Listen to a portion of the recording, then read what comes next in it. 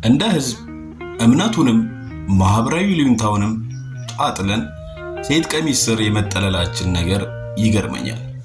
ምክሩ፣ ስብከቱ፣ ድራማው፣ ወቀሳው፣ ምስጋናው፣ እርግማኑ ወዘተ ወይ ሴቶች ላይ አሊያም ጾታዊ ጉዳይ ላይ እንዲሆን ያደረገው የሚገፋን ምክንያት ቅጥ የለሽ መረን የወሲብ ስሜት ስለሆነ ነው።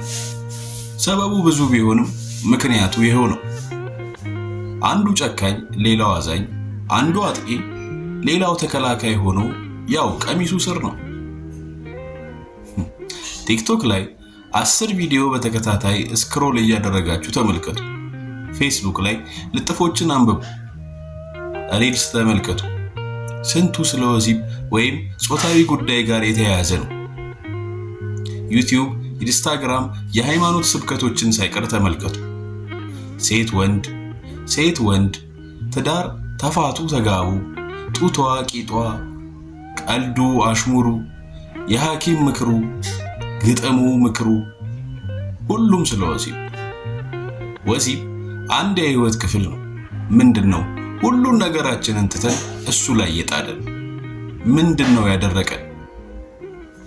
ምንድነው ከሚዘንብብን መከራ ሁሉ ለመጠለል የሴት ቀሚስ የመረጥነው?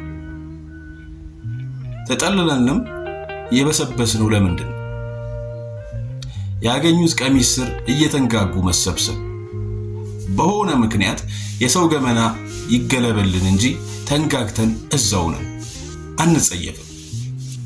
ሴቶቹ የተከታያቸውን ብዛት ማስጠለል በሚችል ልክ ቀሚሳቸውን ገልበው እርቃናቸውን ቀሩ። በስጋም በነፍስም መገለብ እንደ ትልቅ ብቃትና ችሎታ ማየታቸው ለምን? ከዓመት እስከ ዓመት አዲስ ፈጠራ የለም። ሕይወት የሚቀይር ግኝት የለም። የመረረ ሐሳብና ትግል የለም። ስብስብ ብለን ቀሚስ ስር ተጠለለንም መበስበስ።